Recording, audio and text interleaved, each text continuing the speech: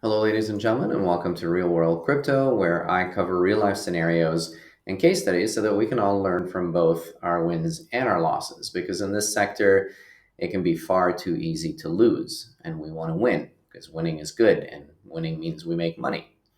So this video is about the dangers of NFTs, and I had to create this video because people are now raving about a new NFT project that has pretty much gone ballistic.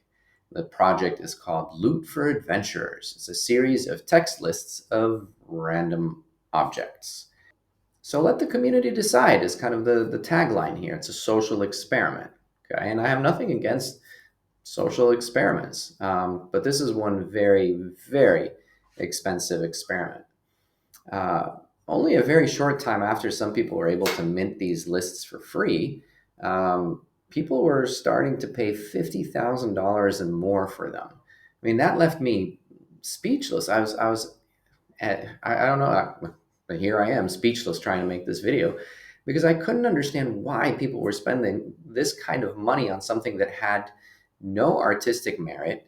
It did not represent an asset like a deed to a house or a token that backs some sort of a project. It was kind of a pie in the sky social experiment. What will the community decide to do? And again, I have nothing against the experiment, but essentially, the code behind this could have been created by a 12-year-old kid with basic programming skills. So what this project is saying to me is one of two things, essentially. There are way too many people in this sector with a lot of money that they don't value because either it came very quickly and or they don't really perceive its value because it's still all digital. It's like numbers on a screen. It's like a video game. And on the flip side, too, there are so many people who are dying for those big gains. They've seen so many people um, promoting their $1 million portfolios and how they've made so much money in NFTs, and that these people don't want to miss out on the next big thing. The other thing is, if you have a fart app and a platform to shill it, you're going to make millions. The fart app made millions. And this project was not created by some random artist with a vision, but rather it was created by the guy who created the Vine app. So he's quite successful and he has a pretty large following. So I guess Seth Godin had it right when he wrote his book about tribes, right? There's a lot of people following this person, and boom, this thing goes ballistic. So the formula is simple. Your idea is meaningless in today's landscape. The NFT world has pretty much proven that. What you really need is a platform or a handful of influencers to get on board and to tout your project on social media and YouTube. In this case, the creator had 100,000 followers, so the influencers were not far behind. You also need a bunch of people with too much money, paper gains that doesn't seem real to them, or a group of very desperate Joes FOMOing into every project hoping to get lucky.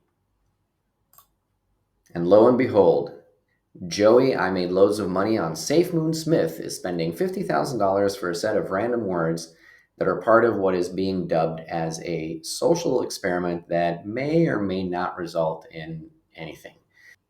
And meanwhile, the creators and the lucky few who are scouring social media for the next big drop are raking in the cash. Creators can easily make 10% in royalties. Loot had a volume, or has a volume at this time, of 57,000 ETH. 10% of that is somewhere around 5,000 ETH, or about $2 million. I'm not saying that the creator is making any royalties. I don't know if he is or he is not. But definitely artists and project creators can make a ton of money on the back end, not necessarily from the original sale. What people also don't pause to think about is once this NFT bubble, and it is a bubble, implodes, and yes, it will implode, Joey will be stuck with an NFT in a very illiquid market, like so many people were left with worthless bags, tokens of projects that had no merit at the end of the 2017 run and the ensuing crash. So when NFTs started out, they were a trigger for people to get excited. Taking a look at this graph, this kind of sums it up. Right at the beginning, there is the trigger, And we are now clearly rising up and reaching the peak if we're not already at the peak. And right after the peak comes the crash as we dive into what is called, and I love this, the trough of disillusionment. So along the way, some people, i.e., a very small handful, will make money, and they will make lots of money, and they will make YouTube videos about how much they made.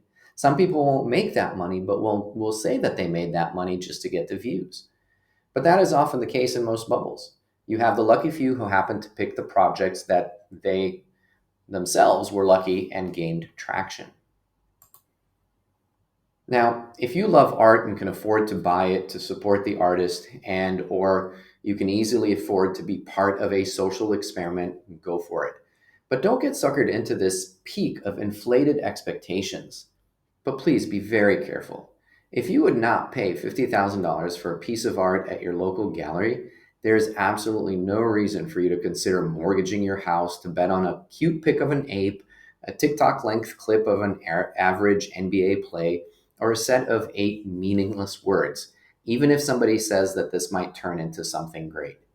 I hope this sheds some light onto the current situation and why I personally believe NFTs and projects like Loot are part of a jaw-dropping bubble.